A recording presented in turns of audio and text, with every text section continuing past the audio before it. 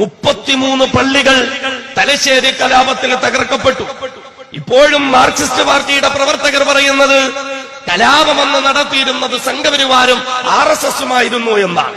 എന്നാൽ നാം അറിയണം, 33 പള്ളികൾ ആ കലാപത്തിൽ തകർക്കപ്പെട്ടപ്പോൾ അതിൽ 15 തകർക്കപ്പെട്ട പള്ളികൾ നിലനിന്നിരുന്ന സ്ഥലത്ത് അന്നൊരു പേരിന് പോലും ഒരു RSSകാരൻ ഉണ്ടായിരുന്നില്ല. പിന്നെ ഏത് RSSകാരനാണ് ഈ പള്ളികൾ തകർത്തത്? 15 സ്ഥലങ്ങളിൽ പേരിന് പോലും ഒരു RSS ഉണ്ടായിരുന്നില്ല. അതൊക്കെയും മാർക്സിസ്റ്റ് പാർട്ടിയുടെ ശക്തി കേന്ദ്രങ്ങളായിരുന്നു. ഈ 33 പള്ളികളും തകർത്തു.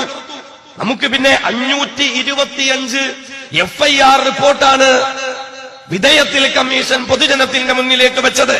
അതിൽ നമുക്ക് കാണാൻ കഴിയും, മാർക്സിസ്റ്റ് പാർട്ടി കേരളത്തിൽ തുടക്കം കുറിച്ച പിണറായി പാറപ്പുറത്തും ഒരു മുസ്ലിം പള്ളി ഉണ്ടായിരുന്നു.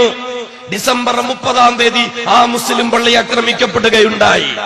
ഇസ്ലാമിക സമൂഹത്തിന്റെ സംരക്ഷണോത്തരവാദിത്വം മൊത്തത്തിൽ ഏർപ്പെടുന്ന പള്ളിക്ക് വേണ്ടി ഷഹാദത്ത് വരിച്ച കുഞ്ഞിരാമന്റെ പേര് പറഞ്ഞുകൊണ്ട് ഞങ്ങളാണെന്ന് മുസ്ലിമുകളോടൊപ്പം നിൽക്കുന്നവരെന്ന് പറയുന്ന മാർക്സിസ്റ്റ് പാർട്ടിയുടെ പ്രവർത്തകരോട് ചോദിക്കാനുള്ളത്, നിങ്ങളുടെ പാർട്ടി ആദ്യമായി കേരളത്തിൽ കൊടികുത്തി വാണിരുന്ന പിണറായി പാറപ്പുറത്തുള്ള ഒരു പള്ളി ഡിസംബർ 30 തകർക്കപ്പെടുമ്പോൾ അന്നത്തെ ദിവസം തകർത്ത് പൂർത്തീകരിക്കാൻ കഴിയാതെ രണ്ടാമത്തെ ദിവസം 31 വന്ന് പൂർണ്ണമായ ആ പള്ളി തകർക്കുമ്പോൾ എന്തുകൊണ്ട് ആണത്തമുള്ള നട്ടല്ലിനുറപ്പുള്ള ഒരു മാർക്സിസ്റ്റ് പാർട്ടിക്കാരനും ആ പള്ളി തകർക്കാൻ വന്നവരെ തടയാനുണ്ടായപ്പോൾ എന്താ അതിനൊരു കാരണം?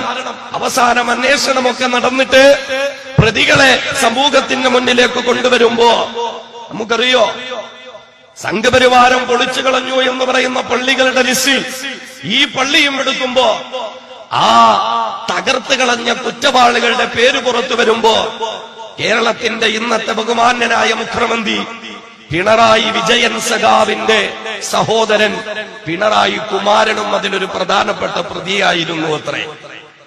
അയാളും ഒരു പ്രധാനപ്പെട്ട പ്രതിയായിരുന്നു അത്രേ. ഈ കള്ളക്കഥകൾ പറഞ്ഞിട്ടൊക്കെയാണ് ഞങ്ങൾ മുസ്ലിം സമൂഹത്തിന്റെ സേവകരും സംരക്ഷകരുമാണ് എന്ന് കമ്മ്യൂണിസ്റ്റ് മാർക്സിസ്റ്റ് പാർട്ടി വിളിച്ചു